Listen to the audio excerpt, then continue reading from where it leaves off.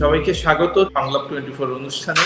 আজ আলোচনার জন্য আমাদের অতিথি প্রকৌশলী এ.কে.এম. রেজাউল করিম এবং অবসরপ্রাপ্ত কর্নেল কাজী শরীফ উদ্দিন।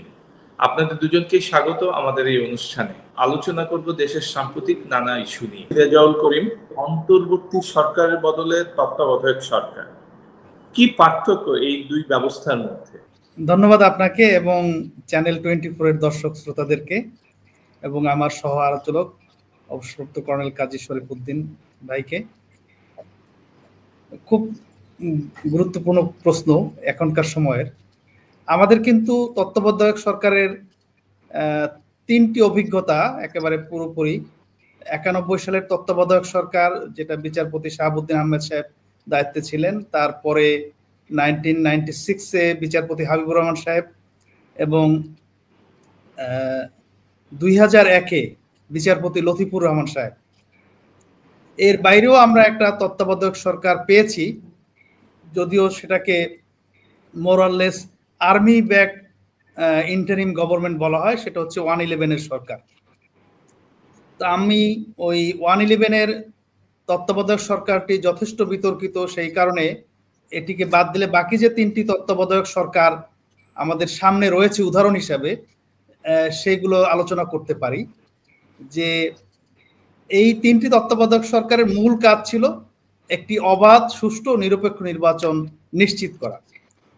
কারণ এর আগে যে আমাদের অভিজ্ঞতা ছিল 86-এর যে নির্বাচন এবং 88-এর নির্বাচন, এই দুটি নির্বাচন একটি সামরিক সরকারের অধীনে হয়েছিল এবং এই নির্বাচনে জনগণ তাদের ভোটাধিকার প্রয়োগ করতে পারেনি এবং দীর্ঘ 9 বছরের স্বৈরশাসক বিরোধী আন্দোলনের মাধ্যমে এরশাদ সরকারের পতনের মাধ্যমে কিন্তু আপনার এই তত্ত্বাবধায়ক সরকার বা কেয়ারটেকার সরকার গঠিত হয়েছিল, যারা একটি অবাধ, সুষ্ঠু, নিরপেক্ষ নির্বাচনের আয়োজন করেছিল।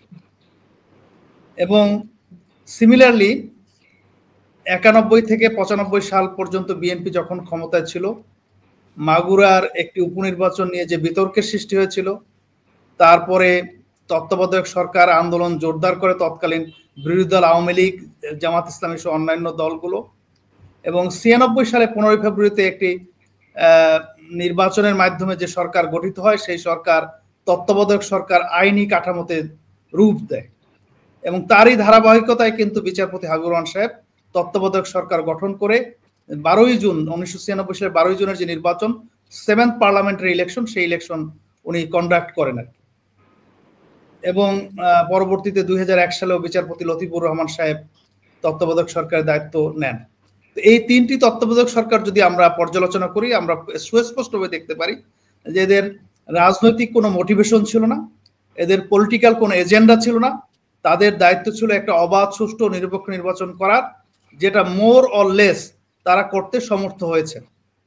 কিন্তু এর বাইরে যে দুইটি ইন্টারিম গভর্নমেন্ট আমরা দেখতে পাই, 111-এর সরকার, যেটাকে নিয়ে যথেষ্ট পরিমাণে বিতর্ক রয়েছে, এবং এই 2024 সালের 5ই আগস্ট যে সরকার গঠিত হয়েছে, যদিও এটিকে একটি ম্যান্ডেট সরকার বলা হয়, কারণ আপনার একটা বিপুল গণ অভ্যুত্থানের মাধ্যমে আপনার হাসিনা সরকারের পতন হয় এবং সেই পতনের মাধ্যমে নোবেল বিজয়ী ডক্টর ইউনূস সাহেবের নেতৃত্বে 8ই আগস্ট 2024 সালে একটি অন্তর্বর্তীকালীন সরকার।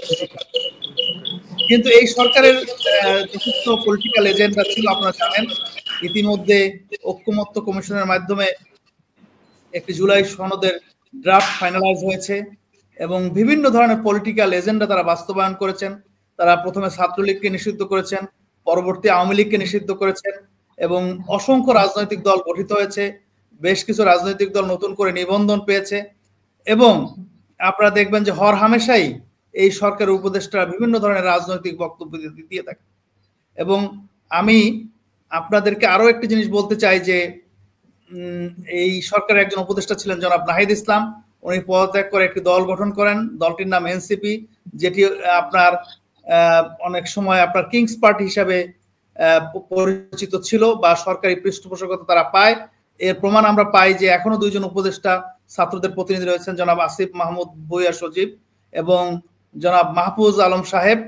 তাদেরকে ধরে নেওয়া হয় যে তারা এই এনসিপির পৃষ্ঠপোষক এবং তারা আচ্ছা, অনেক সময় রেজাউল করিম, আমি একটা বিষয় জানতে চাচ্ছি যে এই আপনি কিংস পার্টি যাদেরকে বলছেন তারা দাবি করছেন যে এই যে গত সরকারের যে পতন এবং গণ অভ্যুত্থান যেটি হলো গত বছর, সেটি পুরাটাই তারা করেছেন, যেখানে আপনাদের কোনো ভূমিকা ছিল না।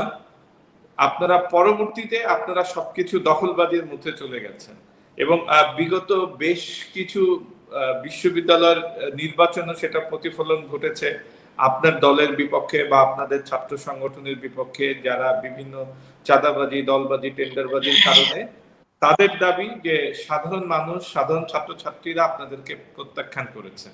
এটা আমি বলতে চাই যে তারা তো অত্যন্ত নতুন একটা রাজনৈতিক দল, তাদের রাজনৈতিক অভিজ্ঞতা, প্রজ্ঞা এগুলার নিঃসন্দেহে অভাব রয়েছে, না হলে তারা তো এই ধরনের কথা বলতে পারে না। আপনি যদি দেখেন যে এই 2024 সালের যে কোটা বিরোধী আন্দোলন, এরকম কোটা বিরোধী আন্দোলন কিন্তু 2018 সালেও সংগঠিত হয়েছিল, যদিও সেটা খুব ট্যাক্টফুলি হাসিনা সরকার মোকাবেলা করতে সক্ষম হয়েছেন। এবং আপনি দেখবেন যে 2018 সালের পরে আপনার এই বুয়েটে একটি হত্যাকাণ্ড হয়েছিল, আবরার হত্যাকাণ্ড, এবং হত্যাকাণ্ডের পরে কিন্তু সারা দেশ জেগে উঠেছিল।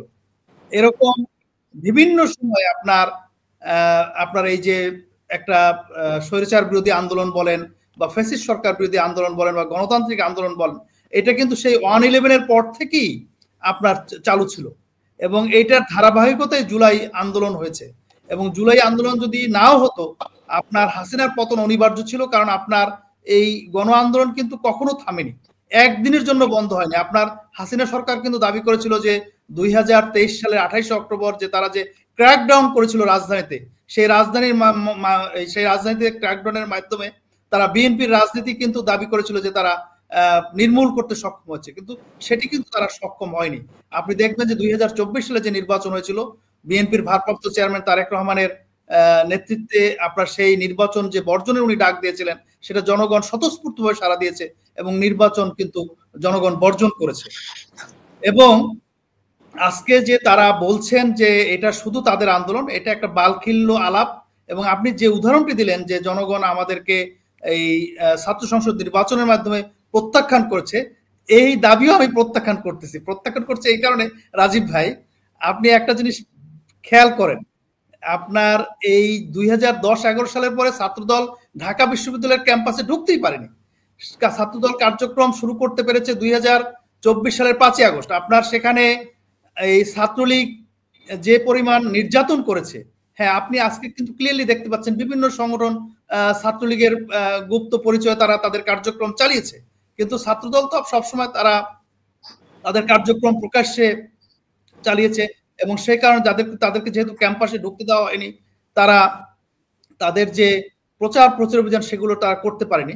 সে কারণে হয়তো নির্বাচনের ফলাফলে কিছু বিপর্যয় দেখা দিয়েছে, কিন্তু প্রত্যাখ্যান করেছে এই কথাটা কিন্তু ঠিক না।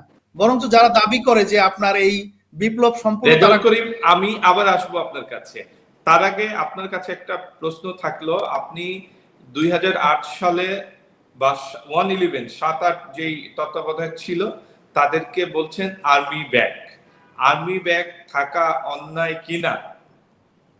এখনো তো অনেকে বলেন যে এখন এই সরকারের পিছনেও আর্মি রয়েছে এবং আমরা দেখছি তারা সক্রিয় ভূমিকা পালন করছেন, তো এটা অন্যায় কিনা এই উত্তর আমরা আপনার কাছে চাইব। কর্নেল শরীফ উদ্দিন, যে আপনি এই আলোচনা শুনছিলেন, বিভিন্ন বিষয় নিয়ে রেজাউল করিম কথা বলছিলেন, উনি বিএনপি রাজনীতির সঙ্গে ওতপ্রোতভাবে জড়িত এবং ওনার জাতীয়তাবাদী গবেষণা কেন্দ্রের উনি চেয়ারম্যান। কর্নেল শরীফ উনি বলছিলেন আর্মি ব্যাক থাকলেই কি সেটা অন্যায় হবে, না থাকাটাই স্বাভাবিক? আপনি কি মনে করেন, একজন অবসরপ্রাপ্ত আর্মি অফিসার হিসেবে আপনি দীর্ঘদিন আর্মিতে চাকরি করেছেন এবং উনি যেই সময়টার কথা বলেছেন সেই সময়তেও আপনি আর্মিতেই ছিলেন। ধন্যবাদ আমার সহ আলোচক এবং চৌকস উপস্থাপক। আজকে অত্যন্ত গুরুত্বপূর্ণ কয়েকটা ডিসিশন নিয়ে আমার বন্ধু কথা বলছেন, বাট এখানে ইম্পর্টেন্ট পয়েন্ট হচ্ছে আর্মি ব্যাক বলে কোনো কথা নাই। কোনো একটা দেশ 3টা স্তম্ভের উপর দাঁড়িয়ে থাকে, এক জায়গাতে একটা হচ্ছে এক্সিকিউটিভ, লেজিসলেটিভ অ্যান্ড জুডিশিয়ারি। এবং তিনটারই জন্য প্রয়োজন ল এনফোর্সমেন্ট এজেন্সি। এই ল এনফোর্সমেন্ট এজেন্সি এবং দেশকে সহযোগিতা করার জন্য বাংলাদেশ সেনাবাহিনী, দেশপ্রেমিক সেনাবাহিনী, দেশমাতৃক সেনাবাহিনী, তাদের প্রথম দায়িত্ব হচ্ছে বহিঃশত্রু আক্রমণ থেকে দেশকে রক্ষা করা। দ্বিতীয় আক্রমণ হচ্ছে দেশের প্রয়োজনে দেশের দায়িত্বপ্রাপ্ত ডিফেন্স মিনিস্টার যিনি থাকেন, যে দিক নির্দেশনা দেন দেশ গঠনে, সে দায়িত্ব পালন করা। তো যখন তাদের যে দায়িত্ব দেওয়া হয়েছে তখন তারা দায়িত্ব পালন করছে। বর্তমান পরিস্থিতিতে আমার বন্ধু যেটা বললেন যে ক্ষমতার পরিবর্তন বা দেশের পরিবর্তন বা পট পরিবর্তনের সময় মুখ্য ভূমিকা কিন্তু বাংলাদেশ সেনাবাহিনী তাদের বিবেকের বিচ্ছিক দংশনের স্থান থেকে সেনাবাহিনী প্রধান কঠোরভাবে দায়িত্ব পালন করায় সেনাবাহিনীর পক্ষ থেকে আমরা স্বীকার করি যে এটা তাদের সার্বিক সহযোগিতা প্রদান করা হয়েছে। আবার যখন একটি তত্ত্বাবধায়ক সরকারের বলা হয় যে সেনা সমর্থিত তত্ত্বাবধায়ক সরকার, সেখানে তাদেরকে সমর্থন করতে বলা হয়েছে। তো আর্মি এমন একটা অর্গানাইজেশন যেখানে আমার 30 বছর সেনা লাইফে আমি দেখেছি, যেদিন আমরা কমিশন প্রাপ্ত হয়েছি সেদিন একটা শপথ নিয়েছিলাম যে জল স্থল আকাশ পথে যেখানেই যাইবা আদেশ করা হইবে, আর যখন দেশ থেকে যে দায়িত্ব পালন করতে বলা হবে সে দায়িত্ব সঠিকভাবে পালন করতে বাধ্য থাকিব। তা সেই এক্সিকিউটিভ, লেজিসলেটিভ এন্ড জুডিশিয়ারি তাদের সার্বিক সহযোগিতায় আর্মির দায়িত্ব। এখন যে আর্মিতে দায়িত্ব পালন করা হচ্ছে মাঠে ঘাটে, যে পুলিশের দায়িত্ব, এটা কিন্তু আর্মির দায়িত্ব না। দেশের এই চরম দুঃসময়ে আর্মি, বিদ্যুৎ সেক্টর যখন চরম দুঃসময় তখন তাদের আর্মি। আমাদের যে যে সার ফ্যাক্টরি গুলো, আমি সার কারখানায় অতিরিক্ত দায়িত্ব পালন করেছি, ওটা কিন্তু আমার আর্মির কোনো দায়িত্ব ছিল না, কিন্তু দেশের প্রয়োজনে আমাকে দায়িত্ব দেওয়া হয়েছিল। সেই জন্য যে ঘোড়াশাল সার কারখানার ওখানে আমাদের আর্মি দায়িত্ব পালন করতে বাধ্য ছিলাম। এই সেনাবাহিনীর দেশপ্রেমিক এবং চৌকস পেশাদারিত্বের জন্য আমি নির্দ্বিধায় স্বীকার করি যে আমাদের যে পার্বত্য চট্টগ্রামের 3টা ডিস্ট্রিক্ট আছে, এই ডিস্ট্রিক্টে বহিঃশত্রুর শকুনি দৃষ্টি থেকে আমরা রক্ষা করতে সক্ষম হয়েছি এবং বিভিন্ন সময় যে ঝড় বা তাণ্ডব আসে সেটাকেও আমরা সামাল দিতে সক্ষম হয়েছি। তো সে কারণে আর্মি সমর্থিত বা আর্মি ব্যক্তিত এটাকে কোনো দৃষ্টিকোণ থেকে নেগেটিভ নেওয়ার কোনো স্কোপ নাই। আর্মি সর্বদাই তাদের পেশাদারিত্বের স্বাক্ষর রেখে দেশ ও বিদেশে দেশের মানকে উন্নত করছে। আজকে বহির্বিশ্বের দেশ বাংলাদেশকে চেনে বিভিন্ন খেলাধুলা স্পোর্টসের মাধ্যমে। আজ থেকে 36 বছর আগে 1988 সালে সর্বপ্রথম যে 15 জন লোক জাতিসংঘ মিশনে অংশগ্রহণ করে বাংলাদেশের পতাকার সাথে নিয়ে, এবং তাদের পেশাদারিত্বের স্বাক্ষর স্বরূপ বাংলাদেশকে মানুষ বিভিন্ন দেশ যে তাদের হৃদয়ে স্থান করে নেয়। এবং জাতিসংঘের মতো জায়গা যেখানে 170টা গণতান্ত্রিক দেশ বিশ্বে আছে, তার ভিতরে বাংলাদেশ জাতিসংঘে বারংবার তার পেশাদারিত্বের কারণে প্রথমবার স্থান দখল করেছে এই সেনাবাহিনীর কারণে। বাংলাদেশে সেনাবাহিনী যখন দেশের বাইরে থাকে, সৈনিক 2টা পয়সা পায় কি না পায়, একটা সন্তান, দেশমাতৃকের সন্তান যখন দেশ, সমাজ, রাষ্ট্র এবং আত্মীয় স্বজন, পূজা পার্বণ, অতিথি সেবা বাদ দিয়ে শুধুমাত্র দেশের অর্থ আর্নিং এর জন্য, ন্যাশনাল ইকোনমিতে গ্রিডে অর্থ যোগানের জন্য দেশের বাইরে থাকে, এইটাকে কখনো যদি ছোট দৃষ্টিকোণ থেকে দেখেন তাহলে আর্মিকে একটু ছোট করে দেখা হবে। কোনো দেশের অস্তিত্ব ডিপেন্ড করে তার পেশাদারিত্ব বাহিনীর উপরে। সম্প্রতি আমরা দেখতে পাচ্ছি, যেমন এটার সঙ্গেই আমি গতকালকের যে ঘটনাটা আমরা দেখতে পাই, যে আমাদের আন্তর্জাতিক ট্রাইব্যুনাল 1 বুধবার সকাল 8টার সময় যে বিচারপতি জনাব গোলাম মুর্তজা মজুমদার 15 জন সেনা কর্মকর্তা সার্ভিং এবং যে রিটায়ার্ড তাদের একটা বিচার ব্যবস্থা প্রক্রিয়াধীন শুরু হয়েছে। এই জন্য বিভিন্ন দৃষ্টিকোণ থেকে তাদেরকে নেগেটিভ দৃষ্টিকোণ থেকে দেখা হচ্ছে, আর্মিকে বিতর্কিত করা হচ্ছে। প্রথম কথাটা হচ্ছে কেউ বাংলাদেশের একজন সাধারণ নাগরিক হিসাবে আইনের ঊর্ধ্বে নাই। আর্মি বরং দুইটা, সেনা আইন এবং দেশের আইন, দুইটা আইনের বলয়ে তারা আবদ্ধ। তো তাদেরকে ব্যক্তিগতভাবে সদিচ্ছায় কোনো দায়িত্ব পালন করার কোনো ইচ্ছা নাই। তা সেনাবাহিনীর গুটি কয়েকজন ব্যক্তির দায় কখনো বাহিনী নিতে পারে না, এটা হচ্ছে এক। দ্বিতীয়ত, ম্যাক্সিমাম যারা দেখতে পাচ্ছি ডিজিএফআই এবং র্যাব, ডিজিএফআই কিন্তু আর্মি, নেভি, এয়ারফোর্স এবং বেসামরিক কর্তৃপক্ষ ডিজিএফআই তে চাকরি করেন। র্যাবে army, navy, air force, even Ansar সামনে কিছু ম্যাজিস্ট্রেট সবাই দায়িত্ব পালন করেন। তো যখন তাকে র্যাবের দায়িত্ব পালন করাতে দেওয়া হয়েছে, যখন তাকে ডিজিএফআই এর প্রধানের দায়িত্ব পালন করা হয়েছে, তখন কিন্তু সে আর্মির অধীন নয়। কিন্তু সম্প্রতি ইভেন গতকাল আমি দেখতে পেয়েছি, জানতে পেরেছি মিডিয়ার মাধ্যমে, রাজপথে আমার দেশপ্রেমিক সেনাবাহিনীর যে ইউনিফর্ম পরিহিত অবস্থায় কিছু স্ট্যাচু তৈরি করা হয়েছে এবং তাদের গলায় মালা দেওয়া হচ্ছে, জুতার মালা হচ্ছে। এটাকে কেন সেনাবাহিনী ইউনিফর্ম পরিহিত অবস্থায় দেওয়া হচ্ছে? ডিজিএফআই তো কখনো সেনাবাহিনীর ইউনিফর্ম পরে না, র্যাব তো কখনো সেনাবাহিনীর ইউনিফর্ম পরে না। আর যদি সে ভুল করে থাকে তাহলে তাকে আইনের কাঠগড়ায় নিতে হবে। ব্যক্তিগতভাবে কারোর জন্য আমি রিকোয়েস্ট বা প্রশ্রয় করছি না, বাট সেনাবাহিনী বিতর্কের ঊর্ধ্বে। এটা নিয়ে বর্তমান যে মিডিয়া, সোশ্যাল মিডিয়ার মাধ্যমে অপপ্রচার করা হচ্ছে। কলাপাতা বিচারপতি মানিক, উনি অন্যায় করেছেন, হয়তো ওনার রায়ের মাধ্যমে উনি সুস্থ লোককে অসুস্থ বানিয়েছেন, ভালো লোকের ফাঁসি দিয়েছেন। দ্যাট ডাজন্ট মিন যে বিচার বিভাগ বিতর্কিত হবে। বিচার বিভাগ একটা ইন্ডিপেন্ডেন্ট, সেই জুডিশিয়ারি ডিপার্টমেন্ট যেটা তিনটা খুঁটির একটা দেশের। সেই দৃষ্টিকোণ থেকে যদি আমি ভাবলাম যে এই সেনা কর্মকর্তারা দায়ী বা ভুল করেছেন, এই ভুলের জন্য তাকে আইনের কাঠগড়ায় নিতে হবে। সেনাবাহিনীকে বিতর্কিত করার কোনো অধিকার কোনো নাগরিকের নয়, রাষ্ট্রের নাই।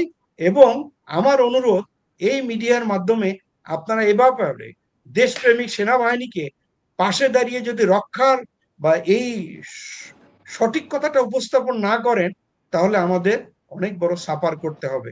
তাদের পেশাদারিত্বের দিক দিয়ে তারা অনেক দুর্বল হয়ে যেতে পারে।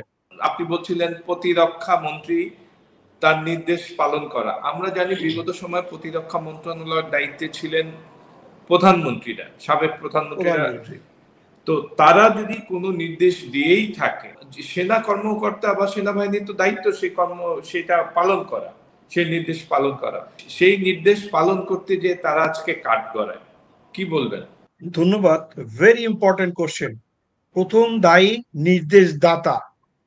আর বাংলাদেশ সেনাবাহিনী এবং সিভিল প্রশাসন, যেটি এক্সিকিউটিভ, সচিব বা ডিসি, এসপি, বিভিন্ন যারা যে দায়িত্ব পালন করে থাকেন, তাদের মাঝখানে Gulf different. What is that?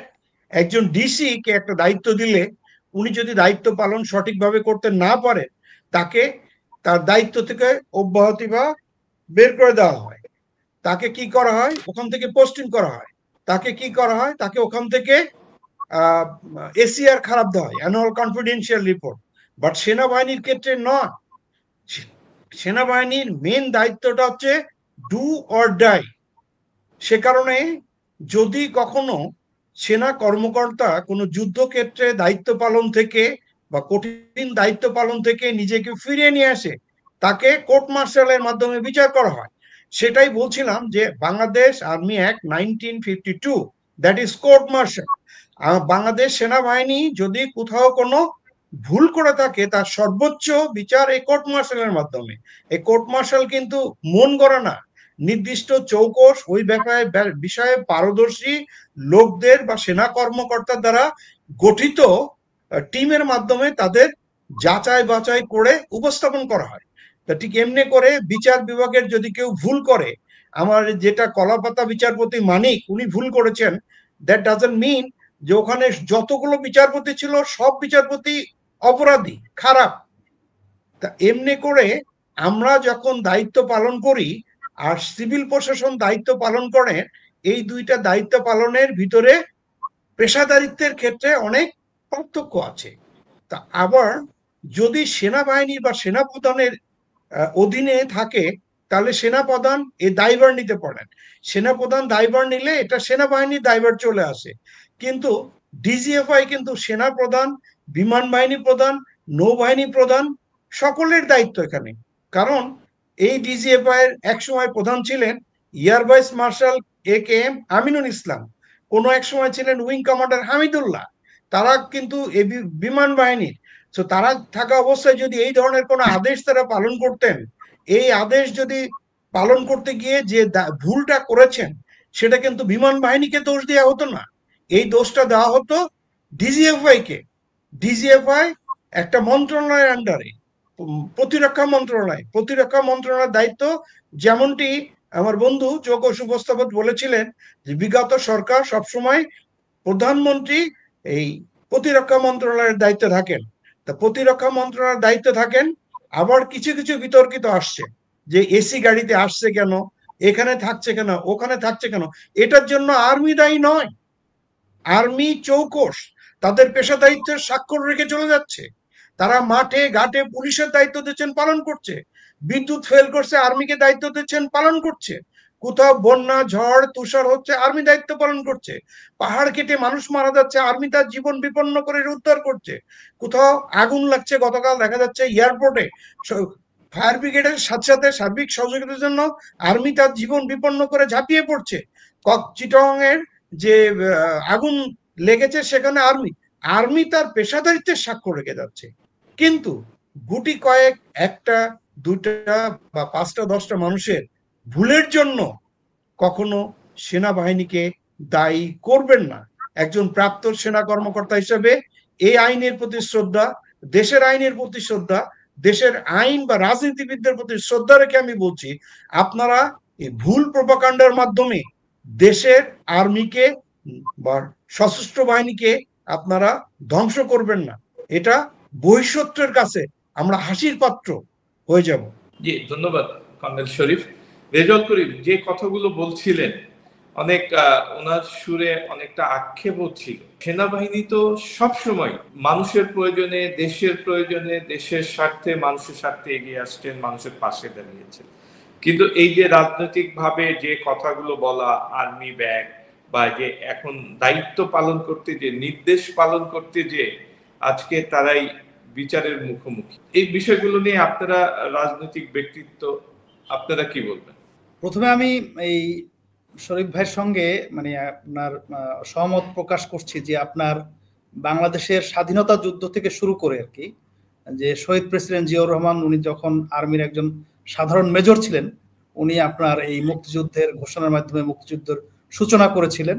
এবং বাংলাদেশে যে এই পূর্ব পাকিস্তানের বাংলাদেশের যে অফিসাররা রয়েছে, তাদের নেতৃত্বেই কিন্তু আপনার সম্মুখ যুদ্ধে আমরা এই স্বাধীনতা অর্জন করেছি। এবং সেই মহান যোদ্ধা যারা শহীদ হয়েছেন তাদের প্রতি আমি তাদের শ্রদ্ধা পোষণ করছি, এবং যারা জীবিত আছেন এখনো তাদের প্রতি কৃতজ্ঞতা জানাচ্ছি।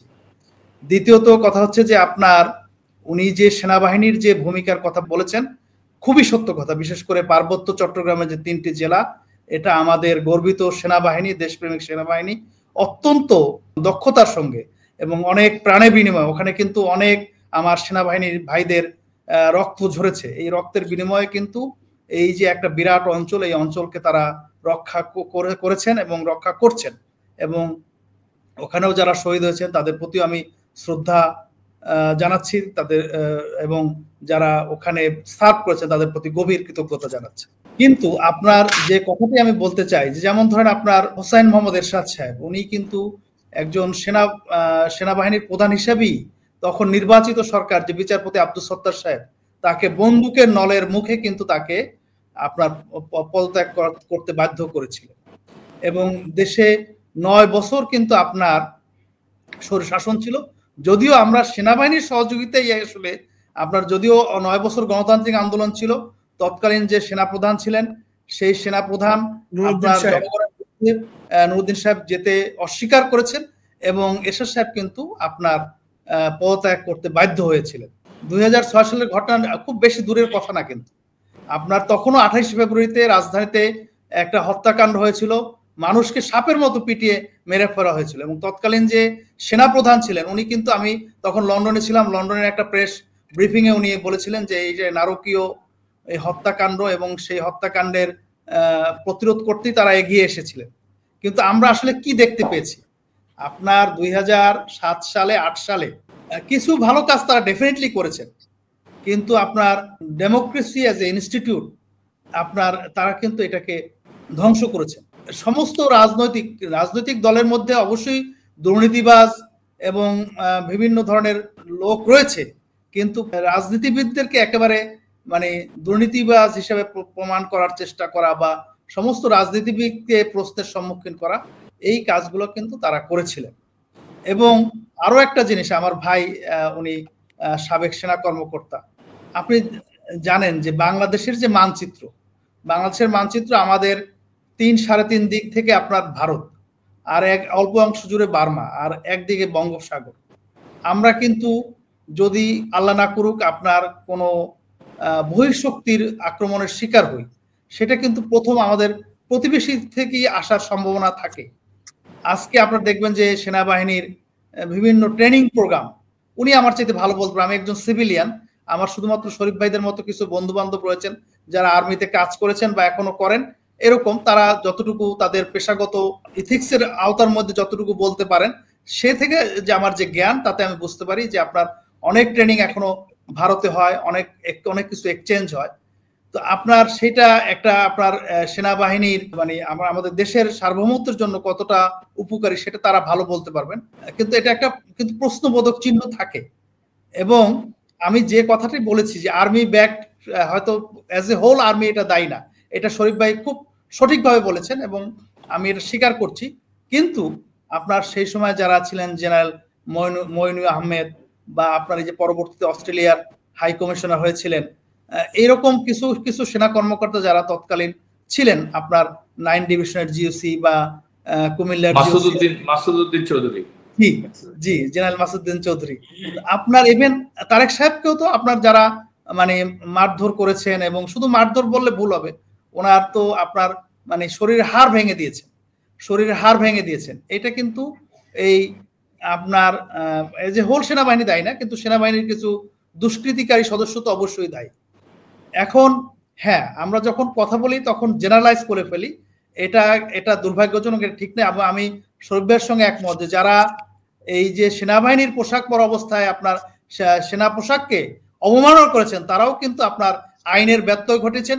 এবং আমি এই প্রোগ্রামের মাধ্যমে বর্তমান সরকারকে অনুরোধ করি, যারা এরকম দেশের সার্বভৌমত্ব বিরোধী এবং দেশের আইন বিরোধী কার্যকলাপে যারা জড়িত থাকবে, তাদের বিরুদ্ধে আইনানুগ ব্যবস্থা নেওয়ার জন্য। এটা মোটেও কাম্য নয়। এই যে ডিজিএফআই যে প্রসঙ্গটি ছিল, উনি সঠিকভাবে বলেছেন বা আমরা সবাই জানি এটা প্রধানমন্ত্রী দপ্তরের আন্ডারে, কোনো সন্দেহ নাই। কিন্তু আপনার এখানে যারা দায়িত্ব পালন করেছেন, যেহেতু সেনাবাহিনী থেকে তারা প্রেষণে যান, আবার ভবিষ্যতে হয়তো ফেরত আসেন, কাজে সেনাবাহিনীর কোনো দায়িত্ব নাই, এই জিনিসটা আমি মানতে অনিচ্ছুক। আপনার বর্তমান যারা সেনাবাহিনীতে দায়িত্বে রয়েছেন, আমি আশা করি যে যদি এরকম কিছু থাকে যে যাতে সেনাবাহিনীর ভাবমূর্তি নষ্ট হয় এবং সেনাবাহিনীকে প্রশ্নবিদ্ধ করার সুযোগ থাকে, সেই ক্ষেত্রে সেনাবাহিনী তাদের যে আভ্যন্তরীণ যে নিয়ম কানুন রয়েছে, তাদের যে শৃঙ্খলা রয়েছে, সেই শৃঙ্খলার আওতায়, আইনের আওতায় সেই জিনিসগুলোকে কারেক্ট করার জন্য তারা চেষ্টা করবে। কারণ একজনের মাথায় কাঁঠাল ভেঙে খাওয়া এবং সেটার দায় দায়িত্ব পুরো সেনাবাহিনী নেবে, এটা হতে পারে না। ডিজিএফআইয়ের বিরুদ্ধে যে অভিযোগগুলো এসেছে, শরীফ ভাই নিশ্চয়ই জানেন, আপনিও জানেন যে আর্মির একজন অবসরপ্রাপ্ত কর্মকর্তা, তিনি মামলা দায়ের করেছেন। একজন আমাদের আইনজীবী যারা আয়নাঘরে ছিলেন, তিনি মামলা দায়ের করেছেন। তো এই জিনিসগুলো তো মিথ্যা না, এই জিনিসগুলো সত্য, এবং এই সত্য ঘটনার সঙ্গে কিন্তু রেজাউল করিম যেটি জানতে চাচ্ছি যে আক্ষেপ বা যে প্রশ্নটি কর্নেল শরীফও করতে চেয়েছেন, যে তারা তো বাধ্য নির্দেশ পালন করতে, বরং নির্দেশ না মানলে যদি নির্দেশ দাতা এর জন্য দায়ী, নির্দেশ পালনকারী যতটুকু দায়ী তার থেকে বড় দায়ী হচ্ছে নির্দেশ দাতা। আমার যে রিকোয়েস্ট, আপনি বারবার আর্মি বলছেন, ডিজিএফআই বলছেন, ডিজিএফআই 4টা অর্গানাইজেশনের সংমিশ্রণ। প্রথমত সিভিল প্রশাসন, আর্মি, নেভি, এয়ারফোর্স, নাওয়াডেজ আরো মিলিটারি অক্সিলারি ফোর্স থেকে ওখান থেকে লোক যাচ্ছে ইয়ারি পোস্টিং এ। এজন্য যেমন আপনি এরশাদ সরকারের কথা বললেন, এরশাদ সরকারকে পরিবর্তনের জন্য সবচেয়ে বেশি বলিষ্ঠ ভূমিকা রেখেছিলেন general Nuruddin. He was chief of army staff. এই যে শেখ হাসিনা সরকার বা আওয়ামী সরকারের পরিবর্তনের জন্য সবচেয়ে বেশি গুরুত্ব ভূমিকা রেখেছেন general Waker, running chief of army staff. এইটাকে আমাকে রেসপেক্ট করতে হবে। উনি তো যারা ওখান থেকে ভুল করছেন তাদেরকে আশ্রয় প্রশ্রয় দেন নাই। আমার বন্ধু রেজাউল ভাই, আপনাকে পূর্ণ শ্রদ্ধা নিয়ে আমি বলছি যে politics is a game played by very competent and confident people. Again এই পলিটিক্স নিয়ে মেলাথাস বলেছেন politics is a game played by very dirty people or nonsense people. তো এটা একজনের জন্য সবাইকে কখনো পলিটিশিয়ানকে দায়ী করা যাবে না। এই বাংলাদেশ সেনাবাহিনী বাংলাদেশটাকে গড়ে দিয়েছে কেমন করে? ৭১-এর মুক্তিযুদ্ধে তাদের ভূমিকা রেখে, কেমন করে এনআইডি তৈরি করে। আজকে এনআইডি তৈরি করছেন বলে আপনারা ভোটার লিস্ট পাচ্ছেন, এনআইডি তৈরি করছেন আপনারা বার্থ সার্টিফিকেট পাচ্ছেন, এনআইডি তৈরি করছেন বলে আপনারা ডেথ সার্টিফিকেট পাচ্ছেন, চাকরির ক্লিয়ারেন্স পাচ্ছেন, পে ফিক্সেশন করছেন। এই এনআইডি যে আর্মি তৈরি করেছে সেটা আমরা স্বীকারই করতে চাই না। কোনো একটা সময় যখন তৈরি করে, ভালো কাজ করে, তখন হয়ে যায় আর্মি দেশপ্রেমিক। কিছু কিছু লোক অর্বাচীনের মতো কথা বলে সেনাপ্রধান নিয়ে বিতর্কিত করে, একজন সচিবকে নিয়ে বিতর্কিত করে। He doesn't understand what is call a secretary, what is their selection procedure of BCS. He doesn't understand what is call military officer, what is their selection procedure of ISSB. যখন আইএসএসবিও সিলেকশন পান নাই, যখন ও BCS ক্যাডারেও selection পান নাই, তখন তার নিজের মতো পেশা সিলেকশন করে অর্বাচীনের মতো একজন সচিবকে নিয়ে উল্টাপাল্টা রিপোর্ট করবেন, একটা সেনাপ্রধানকে নিয়ে আজে বাজে কথা বলবেন, ক্যান্টনমেন্টকে নিয়ে। এগুলো শুধুমাত্র এই আধুনিক জগতে যে ফেসবুকের বদৌলতে আপনাকে অনলাইন পোর্টালগুলোকে নিজেকে ভাইরাল হওয়ার জন্য অপচেষ্টা মাত্র। এখন আমি এখানে বসে ডোনাল্ড ট্রাম্পের ভুল নিয়ে ক্রিটিসাইজ করার সাইজ আছে, কিন্তু উনাকে বকা দেওয়ার অধিকার, যেমন ফখরুল সাহেব একজন পার্টির নেতা, পুরাতন একটা পার্টির একজন রিজভী সাহেব একজন নেতা, আবার নতুন যে পার্টি হয়েছে সে পার্টির একজন নেতা, একজন মার্সিডিজ বেঞ্জের ইঞ্জিন আর নতুন যে রিক্সাতে একটা ইঞ্জিন চালানো হয়েছে, দুই ইঞ্জিনকে একসাথে কখনো কম্পেয়ার করবেন না।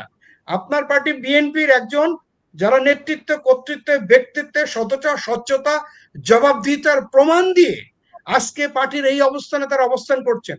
আর নতুন একটা পার্টি গড়ে সেই পার্টিকে নিজেরা বসে যে পার্টির প্রধান হয়ে দুইটাকে যদি আপনারা এক পাল্লা ওজন করেন, আর সেই দাড়িপাল্লা নিয়ে আপনারা যদি বললেন দাড়িপাল্লা দিতে যাবে। অনেক আগে একটা গল্প পড়েছিলাম, সেই ইন্ডিয়ান রাইটার, সেখানে দেখা হয়েছে যে ব্রিটিশরা যখন আমাদের লেখাপড়া শিখান, লেখাপড়া শেখানোর জন্য তারা প্রথম আমাদের প্রয়োজন ছিল তাদের ওই কেরানির পোস্ট, কেরানি পোস্টের জন্য প্রথম তারা শিক্ষিত করেছিল হিন্দুদের। কি শিখিয়েছিল? ওই শুধু ছোটখাটো কেরানি টাইপ করার জন্য। তা হিন্দুরাও তখন কিন্তু অনেক প্রভাবশালী মুসলিম জমিদারও ছিল, তাদের কাছে শিক্ষার আলো পৌঁছায়নি। ঠিক এমনি করে আমার বরিশালের এক জমিদার টাইপের, ওনার নাম ছিল সোহরাব সাহেব। সোহরাব সাহেব এক হিন্দু শিক্ষককে দিয়ে তার ছেলেকে শিখিয়েছে তাদের কেমন করে শিখাতে হয়। কিন্তু ওই শিখানোর জন্য আমার যে হিন্দু শিক্ষক, সে শিখিয়ে জের জবর পেশ, যেটা আরবিতে বলে দাড়ি কমা সেমিকলন, এই জিনিসটা আমার এই মুসলমান ছাত্রকে শিখায়নি। তারপর ওই ছাত্রকে নিয়ে, সন্তানকে নিয়ে যখন রোস্তম সাহেব কলকাতাতে গিয়েছেন, দেখেন একটা ওয়ার্ডে সুন্দর করে লেখা আছে, বলছে বাবা এখানে কি লেখা আছে পড়ো তো। সে বলছে হরে করো কম্বা রুদে রখা রকানা ডডা নং কলকাতা। তখন তো বাবা আসছে, হ্যাঁ আমার ছেলে পড়ছে, বাট আমি তো কিছু বুঝলাম না। পাশে এক হিন্দু ভদ্রলোকে ডাকা আছে, ভাই এখানে কি লেখা? সে বলছে এখানে হরেক রকম বারুদের কারখানা, ৬৬ নম্বর কলকাতা। কারণ ওই হিন্দু শিক্ষক যে শিখিয়েছিল, শিখার পরে ওই মুসলমান যাতে ইংরেজদের কাছে চাকরি করতে না পারে, সেই জন্য কোথায় দাড়ি কমা সেমিকলন ওটা কিন্তু শিখায় নেই। তাই হরে করে কম্বা রুদে রকা রকানা ডডানং কলকাতা, মানে এখানে হরেক রকম বারুদের কারখানা, ৬৬ নম্বর কলকাতা। তা আমাদের বর্তমান সরকার, ওনারা দেশ চালিয়েছেন সুন্দর করে, সামনে এগিয়ে যাবেন, কিন্তু দাড়ি কমা সেমিকলন এটা আমাদের শিখতে হবে। দেশ চালাতে গেলে একজন যোগ্য রাজনীতিবিদ লাগবে। এর যোগ্য রাজনীতি দীর্ঘদিন তার রাজনীতির পরিচয় আসতে হবে। একজন সচিব হতে গেলে তাকে ওই অ্যাসিস্ট্যান্ট সেক্রেটারি থেকে বাইতে বাইতে উপরে গিয়ে সিনিয়র সেক্রেটারি হতে হবে। একজন সেনাপ্রধান হইতে গেলে একজন সেকেন্ড লেফটেন্যান্ট হিসেবে জয়েন করতে হবে, বাইতে বাইতে বাইতে বাইতে তাকে chief of army staff 4 star general হতে হবে, তারপর সে ডিসিশন দেবে। এখন হঠাৎ করে এসেই যদি আমরা সব জানি, সব কারেকশন করব, এইটা ধরো, এইটা মারো, ওইটা করো। কয়েকদিন আগে আর্মিতে কি হলো, মেজর সাদেক সাহেবকে নিয়ে, তার ওয়াইফকে নিয়ে, definitely if anybody is doing something wrong he will be punish, তাকে আইনের কাঠ গড়ে নেন। আবার এখন 15 জনকে নিয়ে, আরে বাবা আগে দেশটা সুন্দর করে, কাউকেই আমি বলছি না যে আইন থেকে ছাড় দেওয়া হোক, কেউ আইনের ঊর্ধ্বে নয়, বরং সেনাবাহিনী দুইটা আইন, একটা হচ্ছে বাংলাদেশ আর্মি অ্যাক্ট সেনা আইনের আন্ডারে, যেমনটি বলছিলাম 1952 যেটা আপনার কোর্ট মার্শাল, আবার সিভিল প্রশাসন আইন সিআরপিসি যেটাকে বলে, কোনো আইনের ঊর্ধ্বে নাই। আপনি বিজ্ঞ রাজনীতিবিদ, আপনি আইনের ঊর্ধ্বে না। আমি সেনাবাহিনীর প্রাক্তন সদস্য, আমি আইনের ঊর্ধ্বে না। আমাদের যারা এখন চাকরি করছেন তারাও কিন্তু আইনের ঊর্ধ্বে না। সবাইকে যে ভুল করবে তাকে যোগ্য আসামির কাঠগড়ায় নিয়ে তাকে আইনের কাঠগড়ায় দিতে হবে, বাহিনীকে নয়। যদি বাহিনীকে দিতে হয় ক্রেডিট দিতে হবে। এই বাহিনী আপনাকে এনআইডি তৈরি করে দিয়েছে। আজকে ইলেকশনের জন্য ভোট যাচাই বাছাই করছেন এই এনআইডির মাধ্যমে। বিদেশ থেকে একজন ভোটার কেমন করে ভোট দিতে পারবে এই এনআইডির মাধ্যমে। এই এনআইডিটা কে তৈরি করে দিয়েছে? বাংলাদেশ সেনাবাহিনী। ওই বাংলাদেশ সেনাবাহিনীর প্রতি কৃতজ্ঞতা থাকতে হবে। কর্নেল শরীফ, আমরা একটু রেজাউল করিমের কাছে শুনি। রেজাউল করিম, আপনি শুনছিলেন, কি বলবেন? না, আমি তো শরীফ ভাইয়ের সঙ্গে একমত পোষণ করেছি, কিন্তু আমি যে অভিযোগগুলো তুলেছি সেই অভিযোগগুলোকেও কিন্তু অ্যাড্রেস করতে হবে।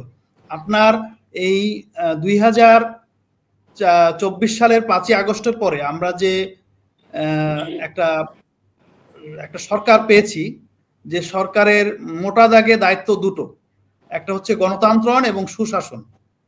এখন সুশাসনের মধ্যে কিন্তু আপনার এই যে বিগত সরকারের আমলে যেসব গুম, হত্যাকাণ্ড, অত্যাচার হয়েছে, যেসব মানবতা বিরোধী কাজ হয়েছে, বিশেষ করে আপনার ধরেন এই যে মানুষের ফোন ট্র্যাকিং করা, মানুষের স্বাধীনতায় বাধা দেওয়া, রাজনৈতিক দলগুলোকে নির্বিচারে আপনার গ্রেপ্তার, হয়রানি করা, অসংখ্য মামলা জর্জরিত করা, এগুলো তো ধরেন আপনার বেশ কিছু বাহিনীর সহযোগিতা হয়েছে। সেই বাহিনীগুলোর মধ্যে ডিজিএফআই এর নাম রয়েছে, সেই বাহিনীগুলোর মধ্যে র্যাবের নাম রয়েছে, পুলিশ প্রশাসন রয়েছে, এবং পুলিশ প্রশাসনের বিভিন্ন গ্রুপ রয়েছে, যেমন এসবি রয়েছে, ডিবির আমরা ভাতের হোটেলের কথা শুনেছি। তারপর আপনার অনেক ক্ষেত্রে বিজিবিকে ব্যবহার করা হয়েছে। এবং আপনি জানেন যে একটা আওয়ামী লীগ সরকারের ক্ষমতায় যাওয়ার 1-1.5 মাসের মধ্যেই আপনার 57 জন অফিসারকে নির্মমভাবে হত্যা করা হয়েছে আপনার সেই বিডিআর এর পিলখানাতে।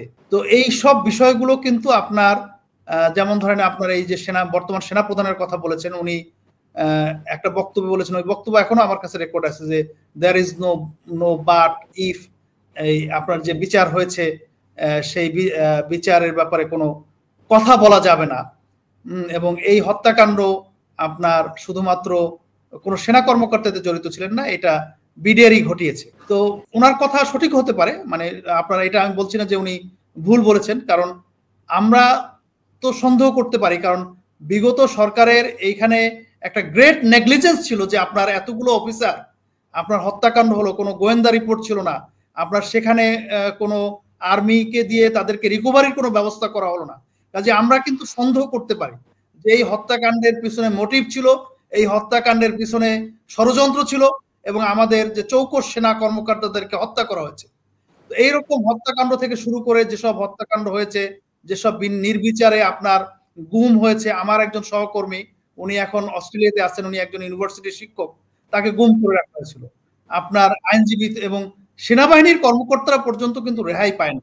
তো সেই জিনিসগুলো কিন্তু বিচারের সম্মুখীন করতে হবে, সেটা সেনা আইনে হোক এবং আপনার প্রচলিত ফৌজদারি আইনে হোক, সেটা কিন্তু করতে হবে। এবং সেই জন্য বর্তমান যে সেনাবাহিনীর যারা দায়িত্বে রয়েছেন, বর্তমান সেনাবাহিনী বললে ভুল হবে, উনি যেটা আমাকে কারেক্ট করেছেন, সশস্ত্র বাহিনী, সেনাবাহিনী, নৌবাহিনী, বিমান বাহিনী বা ইভেন অন্য যে অক্সিলারি ফোর্স যারা রয়েছে, পুলিশ প্রশাসন, এবং তাদের মধ্যে যদি কোনো এরকম অনিয়ম হয়ে থাকে, হ্যাঁ ডেফিনেটলি আপনার প্রতিরক্ষা মন্ত্রী দায়ী। আমি তো বলছি না যে প্রতিরক্ষা মন্ত্রী দায়ী না, এবং বর্তমান প্রতিরক্ষা মন্ত্রীও তো আপনার এই সশস্ত্র বাহিনীর দায়িত্বে, সুতরাং তারও দায়িত্ব রয়েছে এই বিচারগুলো নিশ্চিত করা।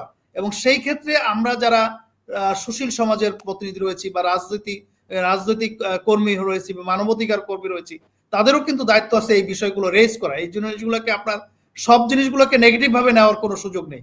হ্যাঁ, কিছু নেগেটিভ কার্যক্রম অবশ্যই আছে, এটা আমি শরীফ ভাইয়ের সঙ্গে সম্পূর্ণ একমত, যে ঢালাও ভাবে সমালোচনা করা, ঢালাও ভাবে প্রোপাগান্ডা চালানো। কারণ যারা প্রোপাগান্ডা করেন তারা কেন আইনি ব্যবস্থা নেন না? যারা এই যে ভিকটিম, এতদিন এই গত 17 বছরে যারা ভিকটিমাইজ হয়েছেন, তারা কেন ব্যবস্থা নেন না? তারা কেন আপনার মামলা করেন না? কারণ আপনার কোনো ফৌজদারি অপরাধ কিন্তু তামাদি হয় না।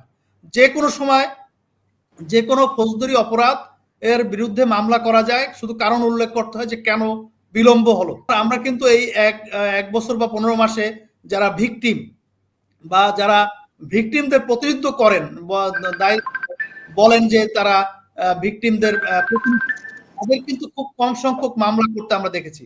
যদি তাদেরকে বিচারের সম্মুখীন না করা হয় তাহলে কিভাবে বিচার হবে? রেজাউল করিম, আপনি একজন ইঞ্জিনিয়ার, রাজনীতিবিদ এবং আপনি একজন আইনজীবীও। কর্নেল শরীফ যেটি মানে বলছিলেন, বিচার বিভাগের প্রতি আস্থা রেখে, সম্মান রেখে উনি বলছিলেন যে বিগত দিনে আর্মি অ্যাক্টের যে বিচার হয়েছে, বেশ কিছু ঘটনা আমরা জানি বা শুনেছি, সবকটি মানে কোনোটি নিয়ে কিন্তু কোনো প্রশ্ন ওঠেনি এবং সুষ্ঠু বিচার হয়েছে বলেই তারা দাবি করছেন। সেই আর্মি অ্যাক্টেও কি বিচার সম্ভব ছিল না? এটা তো আমার পরিবর্তে একজন ভিকটিম, উনিও একজন সেনা কর্মকর্তা, উনি পরিষ্কারভাবে উল্লেখ করেছেন। শরীফ ভাই আরো ভালো বলতে পারবেন যে আপনার এই বা উনি অলরেডি বলেছেনও যে ডিজিএফআই হচ্ছে আপনার একটা আলাদা বাহিনী, যেটা প্রতিরক্ষা মন্ত্রণালয়। হ্যাঁ, তো সুতরাং সেটা তাদের ওই সেনা আইনে বিচার করা সম্ভব নয়। আরো একটা বিষয় হলো গিয়ে যে সেনা আইনের বিচার করা সম্ভব না, এমন কোনো বিচার করার জন্য আপনার সরকারের অনুমতি লাগবে বা ইসের অনুমতি লাগবে। তো যখন ওয়ারেন্ট ইস্যু হয়েছে, আমরা ধরে নিয়েছি যে সরকারের অনুমতি রয়েছে এবং সেইভাবেই বিচার হচ্ছে। কারণ এটা বিচার করা যাবে সেনা আইনে, এই কথা কিন্তু সেনাবাহিনীও দাবি করে নাই। যেখানে বিচার হোক, সুষ্ঠু বিচার, এটাই জনগণের প্রত্যাশা, সবার প্রত্যাশা। কাজী শরীফউদ্দিন, আপনি সংক্ষেপে যদি শেষ করেন, আপনার কিছু বলার আছে বলে মনে হচ্ছে। জি, আমি মনে করছি যে গুটি কয়েক ব্যক্তি দায় বাহিনী কখনো নিতে পারে না, এক। 2 নম্বর হচ্ছে এই মুহূর্তে যে বিচার প্রক্রিয়া চলছে, অবশ্যই আমার বন্ধু যেটা বললেন রেজাউল ভাই, যে ফৌজদারি মামলা কখনোই তামাদি হয় না, বাট আমাদের প্রায়োরিটাইজ কিছু টাস্ক তো অবশ্যই আছে। এই মুহূর্তে যে সরকার, যে আমি যেটা ইন্ডিয়ার কথাটা বললাম যে হরে করে কম্বা রুদে রাখা রাখানা ডডানান কলকাতা, তা আমাদের যে দাড়ি কমা সেমিকোলন, এই মুহূর্তে প্রায়োরিটাইজ তো সরকারের দরকার ছিল। ডেফিনেটলি যে সেনা কর্মকর্তা ভুল করেছে, ডেফিনেটলি মানিক সাহেবের মতো যে বিচারকরা ভুল করেছে, ডেফিনেটলি বেনজির সাহেবের মতো যে আইজিপিরা ভুল করেছে, ডেফিনেটলি যারা এই রাজনীতিবিদরা যে ভুল করেছে, nobody is beyond the rules, আইনের ঊর্ধ্বে নাই। কিন্তু এই মুহূর্তে যে সেনাবাহিনী 90,000 লোক চাচ্ছেন 2 দিন পরে এই ইলেকশন কনফার্ম করার জন্য, সে ঠিক একই সময়ে ডিজিএফআর জন্য সেনাবাহিনী নিয়ে অনলাইনে নেগেটিভ প্রপাগান্ডা করে তাদের কাছে অনেক বড় কি প্রত্যাশা করা, এটা কি জাতির একজন সুস্থ বিবেকবান মানুষ হিসাবে আমি সঠিক বলে মেনে নিতে পারি? জাতির কাছে প্রশ্ন আমার যে আসুন আমরা সবাই মিলে এই দেশপ্রেমিক সেনাবাহিনীকে সার্বিকভাবে সহযোগিতা করি, তাদের পেশাদারিত্বের যে ভালো দিকটা আছে তাদের আমরা ইনসেন্টিভ এনকারেজটা ডু ফার্দার, তাই ইনসেন্টিভটা একটা ভালো কথা দিয়েও আমরা করতে পারি, যার মাধ্যমে আমরা এই সুন্দর একটা ইলেকশন পেতে পারি।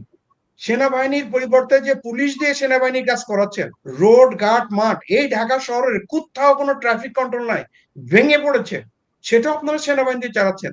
তারপরও অহরহ যদি সেনাবাহিনীকে বিতর্কিত করেন, ডিজিএফআই যারা ভুল করছে তাদেরকে আইনের কাঠগড়ায় নেন, বাট সেনাবাহিনীকে নিয়ে কখনো বিতর্কিত করবেন না।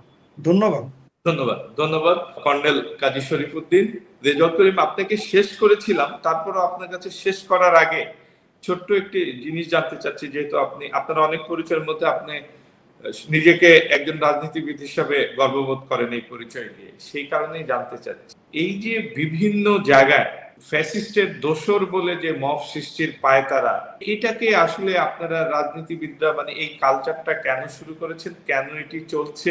সরকার ফ্যাসিস্ট হতে পারে, কিন্তু একটি রাজনৈতিক দল, যে রাজনৈতিক দলে লক্ষ লক্ষ মানুষ, তারা দাবি করেন কোটি কোটি মানুষ তাদের সমর্থন, এই কোটি কোটি মানুষকেই কি আপনি ফ্যাসিস্টের দোসর হিসাবে অভিযুক্ত করে তারা রাস্তায় বের হলেই তাদের উপর হামলা চালাবেন, এটি কি আপনাদের দল সমর্থন করে কি? ধন্যবাদ। আপনার এই জাতীয় কার্যক্রম শুধু আমাদের দল না, যারা গণতন্ত্রে বিশ্বাসী, আইনের শাসনে বিশ্বাসী, তারা কেউই এই জাতীয় কার্যক্রম সমর্থন করে না বা করবে না। এবং যদি কোনো ব্যক্তি আপনার ফৌজদারি অপরাধে অপরাধী না হয় এবং তাদের বিরুদ্ধে যদি কোনো ফৌজদারি অভিযোগ না করা হয়, তাদের বিরুদ্ধে মব সৃষ্টি করা এটা বেআইনি এবং উদ্দেশ্যমূলক, এবং এই কার্যক্রমের পিছনে মানে তাদের অনৈতিক উদ্দেশ্য আছে বা থাকে। এবং আমি নিজে বিশেষ করে আমি ব্যক্তিগতভাবে এই যে বিভিন্ন ধরনের ঢালাও মামলা হয়েছে সেই মামলার প্রতিবাদ করেছি, এবং এটা আমি সরকারের একটা ব্যর্থতা হিসেবে চিহ্নিত করেছি। কারণ এই জনগণের নিরাপত্তা নিশ্চিত করা এটা সরকারের দায়িত্ব, এটা কিন্তু কোনো রাজনৈতিক দল আপনার করতে পারবে না।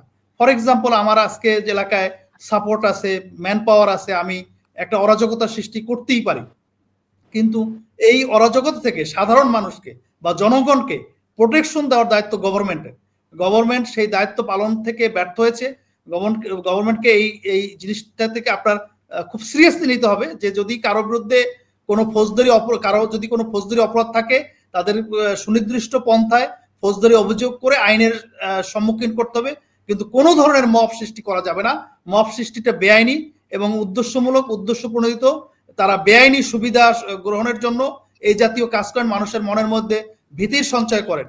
একটা রাজনৈতিক দলের যে কেউ সমর্থক হতে পারে, যতক্ষণ না পর্যন্ত তিনি কোনো ফৌজদারি অপরাধে অপরাধী না হন, তার বিরুদ্ধে কোনো ধরনের কোনো মানে ভয় ভীতি বা কোনো ত্রাস সৃষ্টি করা যাবে না। এটা মানে গর্হিত অপরাধ, এবং যারা এই অপরাধের সঙ্গে জড়িত তাদের বিরুদ্ধে কঠোর আইনানুগ ব্যবস্থা নেওয়ার জন্য আমি সরকারের কাছে জোর দাবি জানাচ্ছি। ধন্যবাদ প্রকৌশলী এ কে এম রেজাউল করিম, ধন্যবাদ কর্নেল কাজী শরীফ উদ্দিন।